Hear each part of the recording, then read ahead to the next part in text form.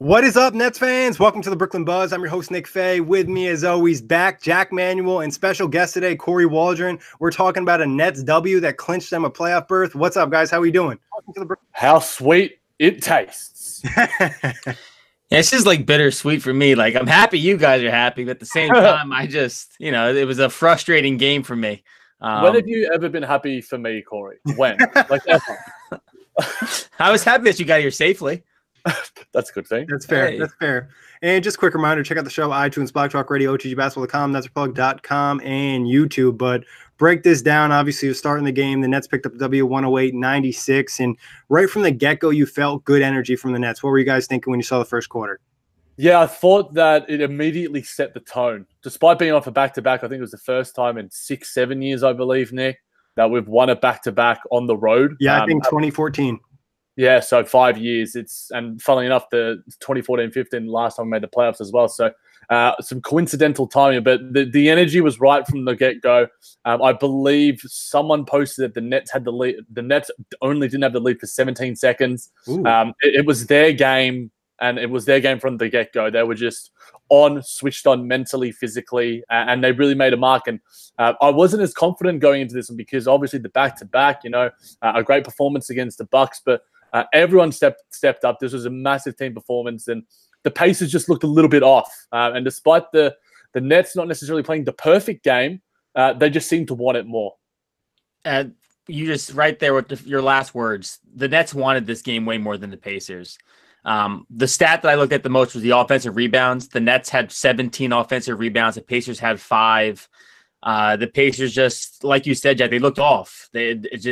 This bunch has been through a rough stretch of March, and they just look out of gas to me. All of the guards are struggling.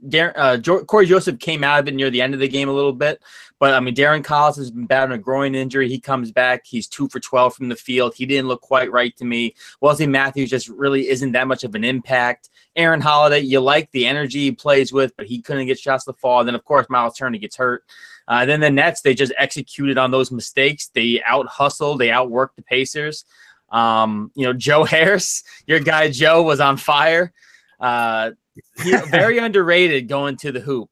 And then, D'Angelo Russell really got it going in that second half. He was 2 for 9 in the first half, and he really started lighting it up and put the final couple daggers in the Pacers. Before we move on, I just want to give some shout out to the SSV, James the Flatbush, Rockstar, all rocking the chat right now. They are hype, and James was even saying sorry, Corey, and he spelled it Corey. So close enough. It's all right. Corey with the C. You're my dude. But you guys talked about it. The rebounding I thought was huge because it wasn't necessarily like the Nets were getting the offensive boards. It was a lot of tip outs and just fighting for those loose balls. There's a couple of hustle plays that maybe the Nets wouldn't have made during the regular season early in the year, and they did tonight. Then just the defensive intensity from some of the guards I thought was really well. Karis LeVert, Jack and I were talking in the DMs. He just brought some great energy, hands in the lane, just disrupting everything, getting those tip passes. I thought that was big. It was massive. I thought Karis LeVert was truly integral, especially on the defensive end. And I think that's where it was won. Corey mentioned the offensive boards, but I thought that the effort on the defensive rebounding just to end the possession, there was some real energy on that sort of factor. Rodion Squid didn't have the greatest game, but he was awesome there. Jared Dudley, I think that's a real emphasis for the Nets in whatever series we have and in the momentum we bring against the Miami Heat as well. I think defensive rebounding has always been an emphasis throughout the season, but I thought tonight it was one of our most complete performances when it came to rebounding. And it was like a team rebounding effort. It wasn't like any single net was just dominating the boards. It was just everyone was hustling and just outworking the Pacers going for the rebounds. Yeah, if you look at the numbers, Corey, Joe Harris 4, Damari Carroll 5, Rodion Squid 7, Jared Allen 8, D'Lo 6, Ed Davis 6, Dudley 4, Graham 5, LeVert 5. The only guy who had less than 4 was Spencer Dinwiddie with 2. So I think you nailed it on the head right there. And to put that into perspective, only one Pacer had more than 5 rebounds, and that was Sabonis with 12. Yeah. Yeah, and they were just fighting on the boards. And I thought another area in terms of team defense, the rotations were very good tonight. Did a great job of collapsing the paint, especially when the Pacers got a mismatch with, Sabonis or Turner on Thad Young on one of the smaller players. They helped out. Yeah, definitely. I thought there was only 1 or 2 times where, and Jared Dudley recognized it, we're on Sabonis. He went down too low and left Corey Joseph wide open for 3. It happened only on a couple of occasions. So for the most part, it did work. And Jared Dudley automatically recognized it's like, you can't leave a guy like Corey Joseph open, who is quite a good three-point marksman. But for the most part, I just thought that the activity on that end, the intelligence and the engagement, just to be able to complete the plays and just know to make the right plays, everyone was just on the synergy was really there. And Jared Dudley, an unlikely spark plug. He truly is. Even though he doesn't move as quick out there, the Nets just seem to play with a different kind of energy when he's on the floor. And 4 points, 4 rebounds, 4 assists, does a little bit of everything for them. It was crazy how much I felt his presence on the court. Yeah, extremely smart player, and I think he does a great job of communicating as well. Some Nets have said that in their post game, but you could hear him on the broadcast, some yelling out different things. So I thought Jared Dudley was crucial, obviously. But let's talk about the backcourt. Talk about D'Angelo Russell and Karis LeVert a little bit. What do you guys think of the performance from those two? Yeah, I thought D'Lo was almost my favorite play of his from the night was that drive into the lane and that finish on the and one. That's something we wouldn't have seen in the first half of the season pre-All-Star break from D'Angelo Russell. It's come with the confidence and it's come with the swagger. When the Pacers crowd was calling out, get out your phones or iPhones, whatever it was, and he gets the ears going.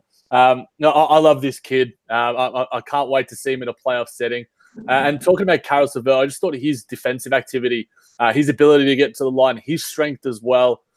It couldn't be a better time to be playing the way Karis LeVert is, because he's been absolutely awesome. And I think that they're working and their sort of partnership and chemistry right now has been absolutely outstanding. I thought Karis, despite, the eighth, you look beyond the box score when you watch Karis LeVert play. I thought that his ability to switch tonight and playing in that sort of team defense, I think he's become our most important player in terms of that aspect as a two-way sort of guy heading into an important postseason.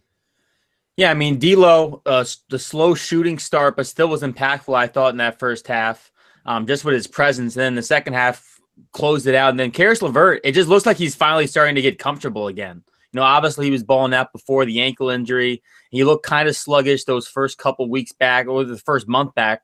And now it just looks to seem like he knows that he can trust his body again. And like you said, defensively, I mean, Karis LeVert is a fantastic two-way guy in this league already. And the Nets want to have some first-round success. It's going to rely heavily on these two guys. And like you said, I think there's some chemistry being built.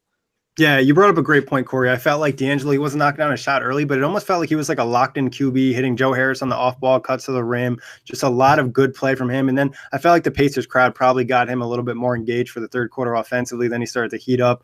And like you guys said, Karis LeVert, he's looking confident out there defensively. Like I said, the active hands. But the impressive stuff was the footwork in the paint, getting back to what we saw early in the year and using those long strides to get to the rim.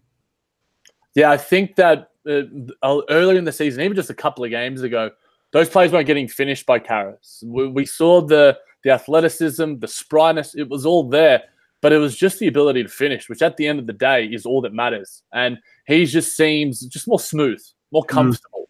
And I think that that's come with the players around him as well. I think that there was no, despite the pressure from Nets Twitter in general, I think that the pressure that has been placed upon him by the coaching staff of his teammates had been very minimal, and he's just been able to work his way back in such a tremendously quick amount of time after an incredibly serious injury. And he's so important, like I mentioned before, and I just love seeing him play. And I mean, Nick, how long are you going to speak about how good he's been playing of late? I know we could talk about all show, but since you are in the U.S. and you brought some positive vibes, we should probably talk about your boy Joe Harris, who got things cooking right off the bat. I mean, what can we say about Joe Harris? I think that Nick and I obviously slide into the DMs quite regularly with each other, especially when there's a Nets game on. But I sent him all my telepathic love as soon as I arrived in the Northern Hemisphere. And he certainly felt it. He certainly felt those juices. It was like the opposite of what happened in Space Jam. He got like extra powers from my arrival in the country. I just think that he just has a tremendous intelligence that is, I think, underrated. And Corey mentioned his driving. We speak about that quite consistently. I think a lot of people start to realize that now. He doesn't take bad shots. He doesn't make bad plays. He's really strong. I liked his defense on Bojan Bogdanovic tonight as well. I think he made him feel quite uncomfortable. And Bogdanovic, obviously a former Net, has been tremendous for the Pacers of late. One of their best, if not their best, offensive player in Oladipo's absence. So, I mean, I could speak about Joe Harris for a very long time, so I better stop before I quit. No, he was great. I mean, when the Nets were struggling shooting, I mean, the Nets only shot 37% in that first half. And Joe Harris was really the reliance of the offense most of that time, was hitting the shots. And I think you're right, Jack, in the sense where he takes what the defense gives him. He never seems to force shots. Very calm and patient. I agree with you. Bogdanovich didn't look great tonight either. I know he shot like 5 for 9, but only 13 points. Normally he's way more aggressive. I think it was really because Joe Harris did bother him on the defensive end of the ball. So yeah, Joe Harris. Balling. Joe Harris, yeah, it was just another effort from a Nets defender who isn't an elite guy, but putting a little extra effort tonight, and I thought it made the Pacers feel it. Talking about a young player who hasn't necessarily been amazing over the last month, but I felt like he came up with a big game, and that was Jared Allen. 12 points, 8 rebounds, and you definitely felt his presence in the paint defensively.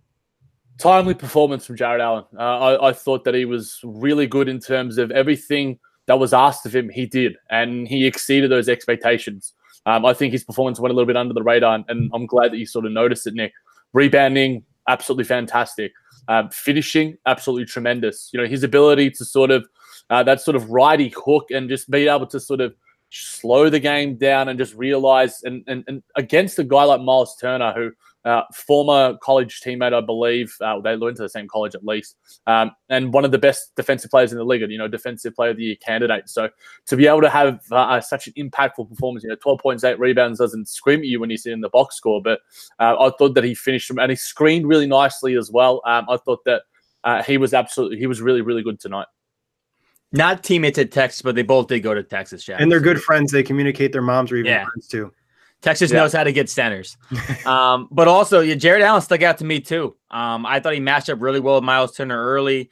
He was a problem around the rim all night for the Pacers. We were constantly worried about him around the rim. And offensively, I think he got stronger. I don't know. It just felt like he was kind of maneuvering around in the paint a little bit better than usual. Or maybe the Pacers were just weak and beaten down. But Jared Allen definitely looked good tonight. Yeah, he only played 12 minutes against Milwaukee, so he was well rested coming into this game. I also give credit to the Nets guards who did a great job of drawing Miles Turner away from Jared Allen so he could clean up on the boards as well. So just like the Nets scouted the Pacers pretty well for this game comparing to the previous 2 performances where they lost, this game they came in more prepared and they attacked the Pacers in different ways. And I think that they just were able to do the right things tonight. And it seemed like just an incredibly complete performance and a nice coaching performance as well from Coach Kenny to be able to allocate his minutes in a really even way. No guy played more than 30 minutes tonight, and that was obviously Joe Harris. If he doesn't play the most minutes, then I don't know who does. He always seems to be the team leaders in minutes. And going to that 10-man rotation, I like the sort of in-and-out rotation of Dudley and Graham a lot of the time. I feel like that power forward rotation worked nicely with Rodions in mini spurts as well, and with Damari Carroll hurting his wrist a little bit. And, just a little shout out as well. That finish, when he finished over the defenders and had to take the timeout afterwards, it just showed the toughness of Damari Carroll. If this was a playoff game, no doubt he would have been back out there. But the fact that now we have solidified this, Joe Dudley did say before the game, we want to make we want to win this game so we can have rest guys. We can dictate things in our own hands. Funnily enough, was it last year that we rested guys against the Heat as well? I think it was the previous season, and the Heat were really upset about it. Well, you have to get used to it again, Miami. Too bad they just can't win their own game, so they can worry about that. Exactly. Shots fired. Yeah, shots fired. It's okay. I know Corey was rooting for the Heat to win and Dwayne Wade to get in the playoffs, but we'll save that. In my defense, I never had a single doubt the Nets were going to make the playoffs. That's why. So Miami making it wasn't going to affect you guys, in my mind. You better say that on the buzz. Not just kidding. Like you guys were saying, Jared Allen was great. Moving on, and Damari Carroll, obviously tough, and he didn't play his best game necessarily. You could tell that wrist was bothering him shooting-wise. But you mentioned Trevion Graham, and I thought he had some crucial plays in this game and earned himself some playoff minutes.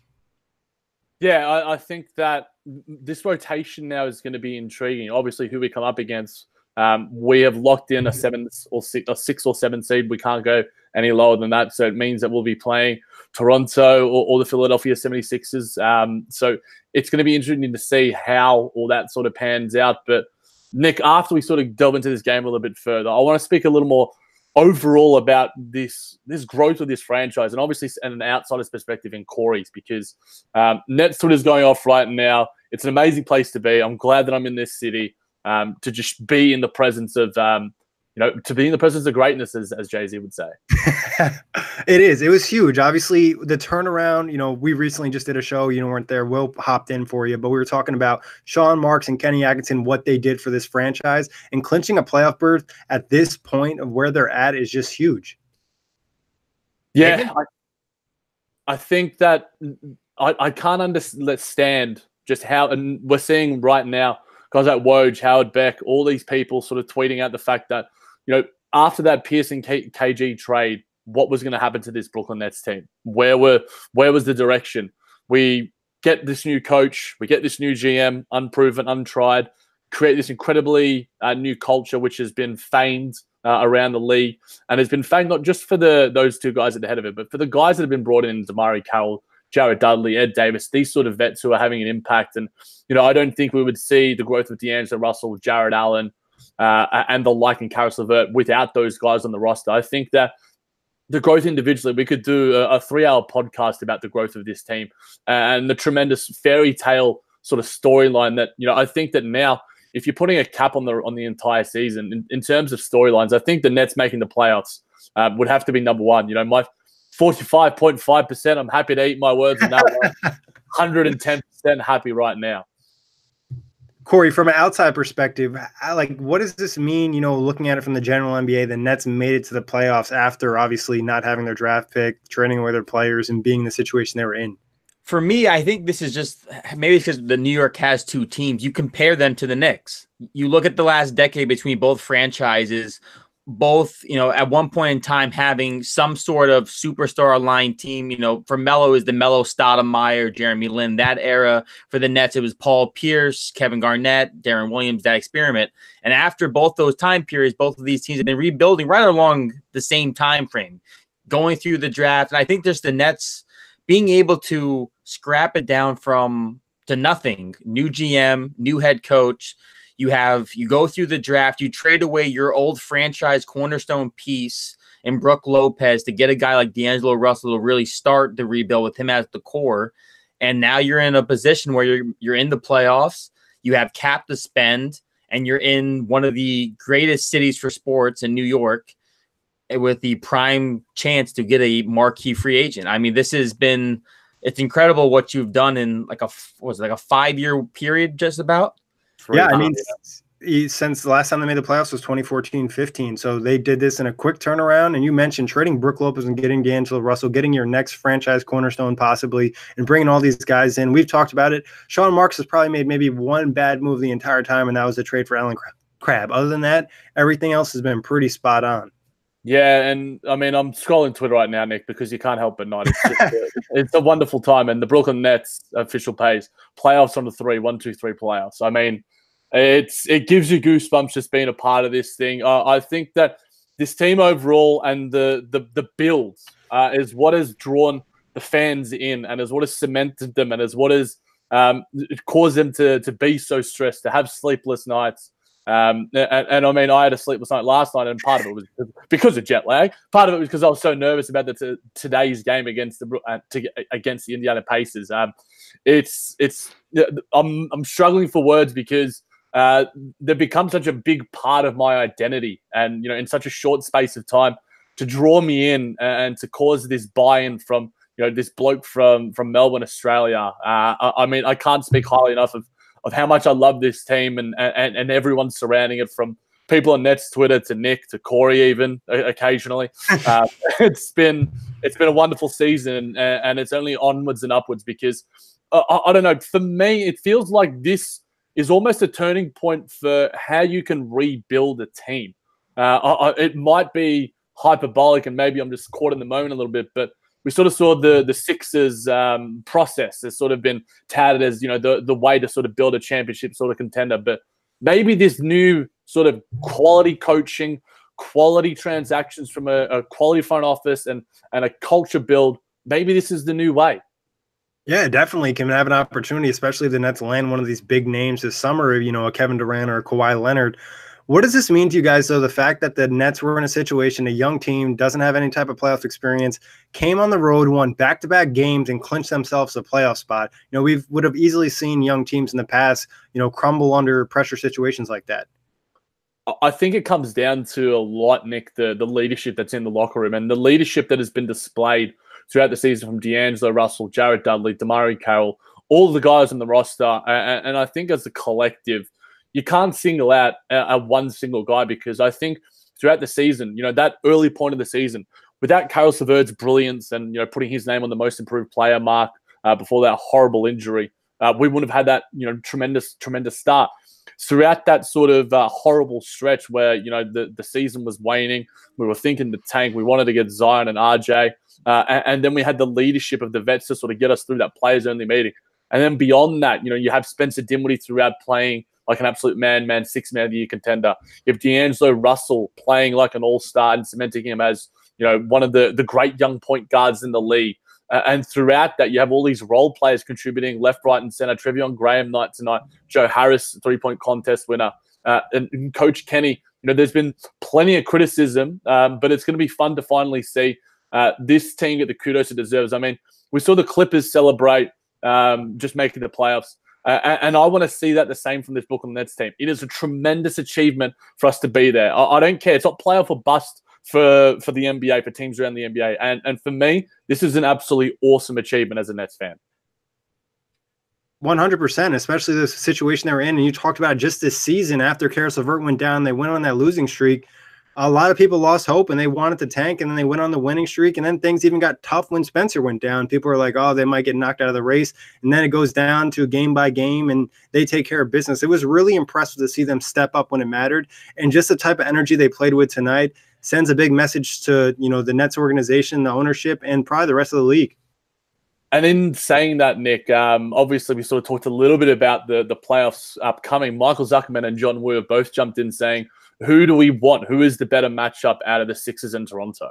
Corey, I'll pass it to you first from the outside perspective. Who do you think the Nets match up with better? I'm going to say probably Toronto. Even though I think Kawhi Leonard is still a problem for them, I think you rather have the team that doesn't have so many offensive juggernauts. Where I think the Sixers offensively could be more of an issue. So personally, I think Toronto would be the better matchup. I agree. I think Joel Embiid is just a monster. He's due for a monster postseason. Jared Allen, Ed Davis, they don't really have enough to do with them. If Trevion Graham is going to knock down threes, I've talked about it before, he's not an elite defender, but he's a guy that could at least give Kawhi a hard time. So, and Caris LeVert, who stepped up defensively the last few games, they at least have a chance to slow down the Raptors, where Philadelphia just has so many mismatches where it's just going to cause them problems defensively. They're just going to have to shoot and score at a crazy rate to beat a team like the Sixers. I agree, but I'll say outside of Joel Embiid, I think the Nets match up kind of well. I think that Ben Simmons isn't that much of an issue. Jimmy Butler has had some games here and there. Tobias Harris has had some games here and there. But they also don't have many great guard defenders, and we have 3 really, really good guards on our roster. So, and all 3 of them are starting to play some good basketball. Spencer Dinwiddie's getting to the line a lot more now. Caris LeVert, we've spoken about him. D'Angelo Russell, we know what he can do.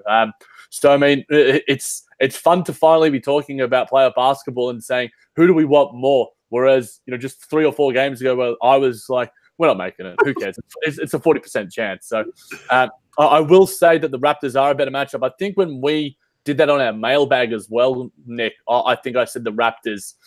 There are positives and negatives to both. I think Kawhi Leonard, I'm incredibly wary of his playoff credentials. He's an absolutely awesome performer, and I think he's going to really step up and have a massive postseason and hit the first round opponent, be it us or Detroit or Orlando, whoever it's going to be, is going to have to be super wary of him.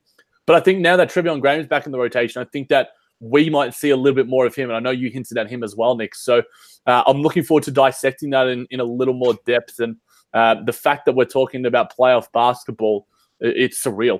A realistic playoff scenario. We talked to hypotheticals all season long, and this actually matters. And I think you brought up a great point with the Sixers not be able to defend guards. If the Nets could somehow get Joel Embiid in foul trouble in a Sixers series, that would be huge. And I know he just was banged up in some way. He finished the game, I think, against the Bulls, but there was some slight injury, if I'm not mistaken. Knee injury. His knee. He was limping a couple times. Yeah, so I mean, I'm not wishing injury on him or anything like that, but there's always a possibility of him missing time. And then obviously, I think from the Toronto perspective, the Nets are hoping they can prove to Kawhi they're a worthy team for him to sign with this summer. Now, in terms of the Nets, and I spoke about the storyline. Obviously, I have some bias. Does the Nets making the playoffs, and I'll put it to both of you, give Coach Kenny even more elevation in the Coach of the Year rankings and the Coach of the Year race? It does. I mean, I think anytime your team goes from the expectations of possibly being in the playoffs to then being a sure playoff team and making the playoffs matters. The fact that D'Angelo was an all-star, the fact that you saw a bunch of these guys take a leap in their game, guys like Karis LeVert and Joe Harris, I think it's all credit to Kenny Atkinson. But I don't think it elevates him enough to actually be a serious candidate to win. But I think his name deserves to be in the conversation. Yeah, I think Corey's right here. He's not going to win the award, but I think it'd probably boost him up. Maybe he was a top 5 candidate, and now maybe he's a top 3 candidate. Because if they don't win the next game, they end with 41 wins. They won 28 games last year. That's a 13-game boost. That's a pretty big improvement without any major roster additions. Yeah, they added some solid veterans, but it's we talk about Joe Dudley. That's an easy 13-game addition there, baby. But I mean, like, they didn't add all-stars. Guys got healthy, but a lot of it was player development and just building on what they had and taking that next step. Yeah, and I think that just speaks, so ridiculously highly. And, we see, is it Trajan Langdon who's in the race for the New Orleans Pelicans GM race as well? So I think it speaks to the organization as a whole, to how successful this Nets team has been and how you can build. And I mean, speaking in a more wider perspective, it just shows you that when you get a collective buy-in from an entire organization, an entire team from top down, it shows the results that you can get. And I think that speaks also to the Indiana Pacers and how they've sort of overachieved their sort of expectations, since last year when, Victor Oladipo really broke out. But just a little tidbit. Do you guys think that Kenny Atkinson has taken over or is ahead of Nate McMillan in the Coach of the Year race now? I know that he's probably in my top 5, but I'm a little bit biased with Coach Kenny. The fact that we've almost had a Pacers last season to an extent with, D'Angelo Russell mirroring Victor Oladipo becoming an all-star and that sort of tremendous sort of jump and that sort of thing. What are your thoughts on the battle between those two credentialed coaches? Well, Corey was pretty pissed at Nate McMillan today, so this is a good day to ask him. Even despite the fact that we played everybody and Nate McMillan wanted to try and get rotations right today, I think McMillan is still, in my opinion, a clear-cut number 2, 3 for Coach of the Year, and I don't think Kenny is ahead of him. The fact, even though March was brutally rough, the schedule just wasn't favorable. We had to play the Warriors, the Celtics, the Thunder, playoff team after playoff team. But for what they did without Victor Oladipo for most of the season, having guys like Bogdanovich with a career year, Sabonis has taken a step forward. 30 double-doubles off the bench this year. The fact that this team was a 3 seed for much of the year, they're still going to be a 5 seed. They're locked into that spot as right now. For me, I think McMillan is still ahead in the Coach of the Year. I think they're right around the same level. I don't think there's a huge difference. It's not like either guy's going to win, but I think they'll both be in the conversation. Obviously Coach Bud or the Bucks is probably going to win, and Mike Malone would probably be the second choice. Yeah, I would have, Mike Budenholzer. And I think that, whoever's second doesn't really mean a lot to me. I think Malone, Jaeger, McMillan, Atkinson, I think that they're sort of like a tied for second. Obviously, if you're not first, you're last in when it comes to the awards race, even though I did just say that the fact that the Nets just made the playoffs was an achievement. Everything in perspective, guys, everything in perspective. But Jason K says the Nets will win the NBA Finals. Nick, Corey, what's the percentage on the fact that the Nets will win the NBA Finals this year? Corey, 0.0001. I don't know. Wait, what's the meme? So there's a chance. Yeah, there's a chance. So I'll be way more optimistic and say 1% here. Yeah, I'll go 0.9%. Just go a little bit underneath. Okay. We're improving, Jack. You're stepping up. That the playoffs is opening a different side of you. I mean, it's when you're happy, Nick, and you're grounded and you're in an international city, you're having grilled cheese for lunch with sweet potato tots, and you're having tacos for dinner at 11 p.m. in one of the best cities in the world, then life is pretty good, mate. Life is pretty good. Now, what do you guys think is going to happen against Miami? Do you think the Nets are going to look to rest players? Obviously, Jack mentioned they can either lock up 6 or 7 tonight, depending what happens in Orlando-Boston game. But it looks like they might want to rest, a guy like DeMarre Carroll or even a Jared Dudley. It's going to be – they're going to be rested. I think we will see some minutes from Rondae Hollis-Jefferson. I think we might see some minutes from Shabazz Napier.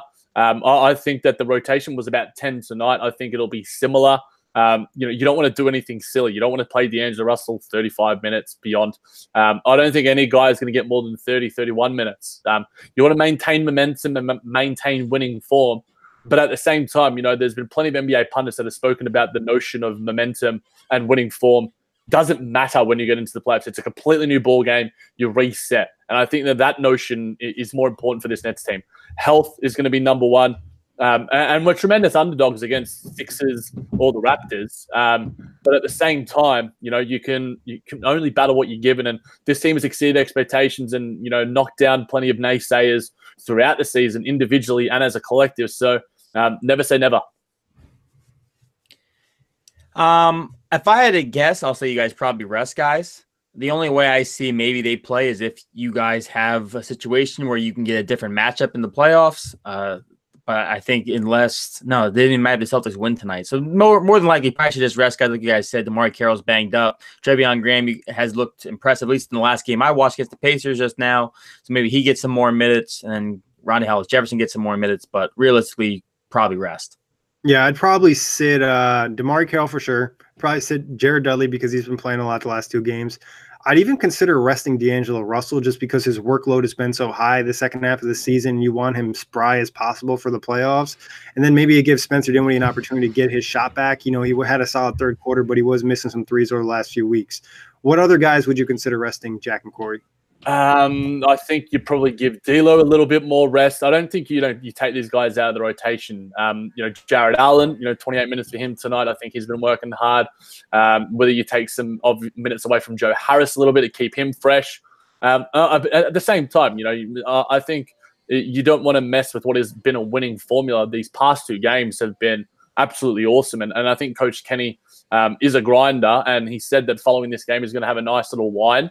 I might have to buy myself a cheeky little cider from one of the bodegas down here just to have a little bit celebration myself. But I don't think it's necessarily going to matter that much. I think that as long as we come out unscathed, hopefully with the win, and if the tickets go down a little bit cheap, I might head there myself because they're giving away free T-shirts as well for the first 10,000 fans. No, that's not bad at all. I mean, and Jack and I will definitely be purchasing our tickets for the playoffs. So, Jack asked me to go to the game against the Heat. I told him no, and now I don't even have to go, so I don't feel bad at all. That's it. Now, guys, Sean Marks, obviously, we've spoken about him at length. Executive of the Year, where does he rank in that race? I think without a big time acquisition, it's usually hard to win that award. It's more of his body of work has been so good, so I don't think he'll get the award. Let's say the Nets sign KD or Kawhi this summer and they go on to have a deep playoff series next year. He'll probably win the award because it'll be the work he's done over the last few seasons. I don't think he made a splashy enough move for them to be like, oh, we'll give it to him this year. I think it'll probably go to somebody else. I agree. I think you have to have some sort of acquisition or several acquisitions that kind of bolster your team and roster. Obviously, this has been the slow play with building through the draft and everything else. So maybe he can be executive of the decade in the future, but this year probably goes to elsewhere.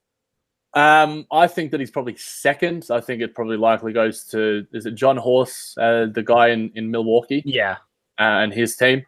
No, I think that Ed Davis, Jared Dudley, we've spoken about, and lots of other Nets Twitter have spoken about Ed Davis being one of the best free agents the Nets have signed since they got to Brooklyn in terms of getting him in free agency and the impact that he's had. DeMarre Carroll obviously was a few years ago. And then I think you just look at the general coaching that's happening. I think Treveon Graham has been a nice little add too. So it depends on what you judge executive of the year on, but I think John Horst probably has it. But Sean Marks should get some votes. I believe so Masai can't win for Toronto because he's not the GM, so I believe it's Bobby Webster. And I think he'd probably be second because he got Kawhi on such a steal and the team has worked out so seamlessly. And they got Marc Gasol midseason too. And and they didn't even really give up a ton. Yeah, but at the same time, I think that, Nick, I'm going to be a bit more optimistic about it, mate. I'm on Mark's number 2. Who would have ever thought that on a Brooklyn Buzz, or live or not, that I'm the optimistic one? It's always the opposite. What they gave you on the plane. I'll even say for like my executive of the year is Elton Brand from Philly. Because I think Philly making all these all-in moves and getting Tobias Harris and getting guys like Jimmy Butler kind of stick out. But just, sip the Kool-Aid, Jack. It's okay. It's your day. It's your hour. Just soak it in. Let it. Everyone from the Nets win. Everybody's getting awards. Yeah, I mean, I don't like Kool-Aid. Though, sorry to cut you off, Jack. Does making the playoffs help D'Angelo's a case for most improved player? No, I think that it helps. We sort of spoke about the other awards for Coach Kenny and the rest. I think it helps Coach Kenny's Coach of the Year race a little bit more. I think Pascal Siakam has been awesome, and I think that the narrative around him is probably likely where it's going to go. It helps him a little bit. It certainly doesn't hurt it. But yeah, Corey, leave the Kool-Aid, mate. I'm going to get me some Tropicana, nice little pulp juice, extra pulp. I don't think it hurts. I don't say it necessarily helps. But obviously it's another accolade for a season where he was an all-star. His stats have jumped up. He led the team to the playoffs. I think that is nice to have on the resume, but I don't think it necessarily pushes him above Siakam. Siakam, again, had a fantastic day today against Miami Heat. Yeah, I mean, in the narrative, obviously, isn't on D'Angelo's side. Now, Nick, let me ask you, obviously you've been a fan a lot longer than me. In terms of feelings and achievements and just your overall mood right now as a Nets fan, how it compares, in your history, where does this achievement rank for you? This is pretty big. Obviously, during the finals runs with Jason Kidd, I was still pretty young, and I was around when it was Jason Kidd, Vince Carter, Richard Jefferson, and Ben to a lot of those playoff games. But this team, a team that was an underdog, that wasn't supposed to be in the playoffs, getting here, building up from pretty much the dust that was left by Billy King, and putting themselves in a great position. It's not like they went out and traded for an all-star who was going to leave in the offseason or something like that. These are young players we've grown to love, from Karis LeVert, D'Angelo Russell, Jared Allen, Joe Harris, whoever it may be. I think there's a real bond with these guys, and I'm excited and I'm happy and I feel good because I was I don't want to say confident Nets would make the playoffs, but I was pretty confident they would be in the mix all season long. And for them to actually get there, especially with the LeVert injury, is just huge. So I know I'm not super jumpy right now, but I used all my emotion during the game. When did that sort of tide turn for you? Obviously, we've been covering the Nets season as a whole quite in depth. Was there a point for you that you sort of were like, something's changing here? I thought that winning streak after the losing streak and just the team coming together, and it was just like a lot of things that happened where it was just good energy, good rotations, things that are winning basketball. And I feel like since December 7th when they beat the Raptors, the Nets have gone from being, okay, mediocre team, a fighting team, to actually being a good NBA team. It's not like, hey, this team just plays hard every night, and like, hey, no, this team could actually beat a lot of good teams on a regular basis. Yeah, absolutely. And Corey, I sort of spoke about the fact that this could be like the number one storyline, in terms of, if the Sacramento Kings had made the playoffs, that would have been one. I think Orlando Magic's sort of rise and their sort of defensive prowess under Steve Clifford has been quite nice too. But I think the sort of narrative around the Nets has been kind of sort of usurped that in a sense. And, I know our boy Gus at OGD Basketball has some top 15 moments of the season that he's going to come out really, really soon. Where does this rank for you as an outsider perspective, the Nets season as a whole? I mean, I think we both predicted them to be playoff teams on the Buzz. No, I'm not on the Buzz, on the NBA Outlet before the season. I think we had them actually right on the cusp. And yeah, like an 8-9 range, right? I'll stab myself in the heart for not buying in at that time. I remember being like on the line. I was like, my heart wants the Nets to be the playoff pick, but my brain is saying pick the Pistons. So we were close. Yeah. So, I mean, I think the Nets have been tremendous. Obviously, seeing all these guys rise from what rebuilding a team is not easy. We've seen it not work. Obviously, Phoenix has been rebuilding for how long? Like, sometimes you just don't get out of the rebuild. And the fact that the Nets have gotten out of the rebuild, and then this is kind of like the coming out party, right? Every team, when they're rebuilding, has that year where they just kind of come out. Like for the Warriors, we all saw it when Curry, Clay, and Draymond got to the The second round or the first round? The last Mark Jackson season, that was like their coming out season. Now, this isn't to that same extent, obviously. Like, sorry, guys, don't say it yet, Corey. The playoffs haven't happened. I'm just kidding. But this has kind of been that rise where all of these young guys are starting to blossom and they're starting to pop, and almost all together at the same time. The timelines have matched up. They still have all the money. So for me, this is almost like the door is now open for the Brooklyn Nets, and now you're walking into a new world. Sustained success, and I think that was always the goal for Sean Marks. It wasn't, hey, we're just gonna make the playoffs a couple of years and then do it again. No, we're gonna keep building and getting better every season, and that's what they've done since he's taken over. Him and Kenny have done an excellent job. Yeah, I think that in terms of, I remember last year, Nick, I was still in London, and we did our Thanksgiving episode, and we said who we're most thankful for in terms of Sean Marks. I think that Coach Kenny has been great. I remember I tweeted out, when he got that extension, his first moments as the Nets coach, and I think that the team is just so reflective of him in terms of his personality. We see the fact that there is no superstar on this team, I think allows them to grow and be coached a lot more. Not a lot more hard, a lot harder. And I think that D'Lo is bought into that, and being the team's sort of quote unquote franchise player and wanting that sets the standard in a way. Whereas if you had Kyrie Irving, Kevin Durant, Kawhi Leonard on this team, I'm not sure if you get that same buy-in, because the star players are what run this league. And that's a great thing, because, they are the talent, they are what sells tickets. But in terms of what makes this team great, it's because that there is such a buy-in from top down. The assistant coaches working one-on-one with all the guys from Damari Carroll to Joe Harris, working on all the little things that make them so good. I think that Coach Kenny deserves a tremendous amount of credit this season. I think the season before, like you mentioned, Nick, Sean Marks did. And both of them are just like, you can't say enough good things about them.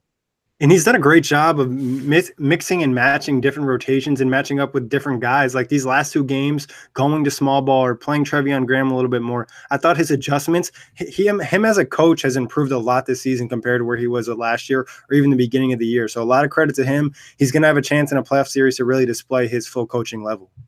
Yeah, and I think that the coaching matchup against Nick Nurse or Brett Brown, all of these guys, Brett Brown has had some playoff experience, Nick Nurse as an assistant. But I think that there could be a fascinating sort of battle there, because when it gets down to the playoffs, that's when I think coaching starts to matter a lot more, because you're versing the same team. You can scout a lot more. You need to change things on the fly.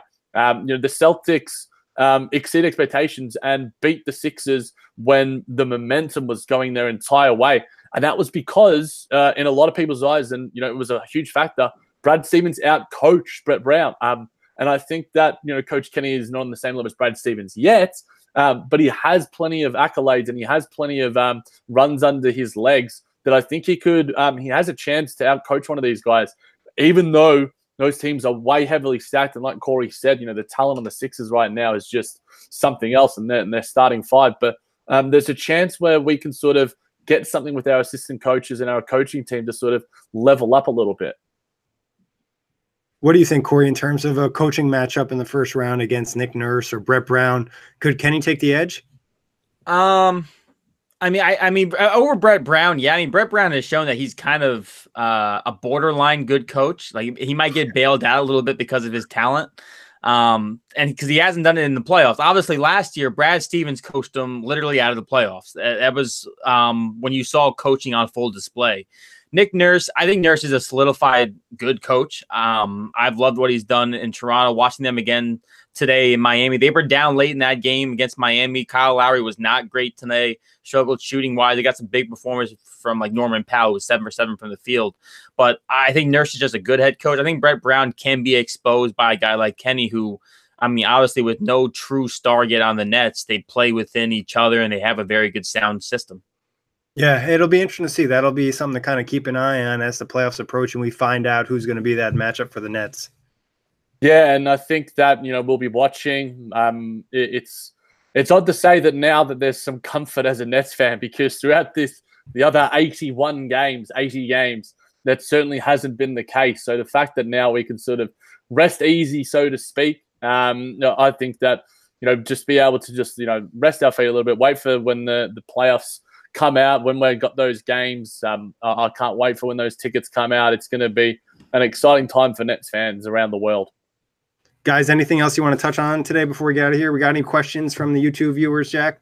There's some more holistic ones about, do we think Musa can have more of an impact next year from Michael Zuckerman? Do you want to address that? I sort of said that, and it's sort of been answered by our guys in the chat. The fact that the best thing for his growth has been playing in the D League. Our boy Will Jackson, for one of the co-hosts of the Brooklyn Buzz, just popping in to say woo with an inordinate amount of O's. Hector Mercedes says, how many games did the Nets win? In terms of the playoff race, do you want to say that for a playoff preview, sort of do a little teaser? Yeah, we can say that for the playoff preview. Maybe we'll get a special guest on for that as well. And just to touch on Musa, I think obviously we talked about this a lot. A full offseason with the Nets and getting actual weight on allowed him to play in the NBA. Little tidbit for your guys' final game: the Miami Heat just waived Rodney McGruder. Yeah, and that's to get under the luxury tax. Correct. And McGruder is, he had a solid start to the season, but he really tailed off. Obviously, no one's going to pick him up right now because they couldn't use him on a playoff roster, but I think he's a solid guy in the offseason. I wouldn't be surprised if the Nets took a look at him just because of his possibility of developing a little bit more. Yeah, I thought that he had a really good start to the season. There was a lot of love for him from general NBA pundits. He seems to be a decent enough fit on plenty of NBA teams. I don't think it'll be the last we see of Rodney McGruder, but the funny thing that we're going to end on a Rodney McGruder take, Corey. Why do you ruin this podcast? No, I'm going to end it on welcome to the playoffs. Welcome to playing past the season end. Well, thank you. The Nets will no longer be on a cruise right now. They at least have 4 games to play. And like Jack said, we'll be diving into a deep preview. We'll probably do one on the NBA outlet for entire Eastern Conference, but then we'll give you a special one just on the Brooklyn Buzz. As always, pleasure talking to you, Jack, Corey. Thank you, everybody, for checking in. Check us out, iTunes, Blog Talk Radio, OTGBasketball.com, netsblog.com, and YouTube. And happy to be in the playoffs.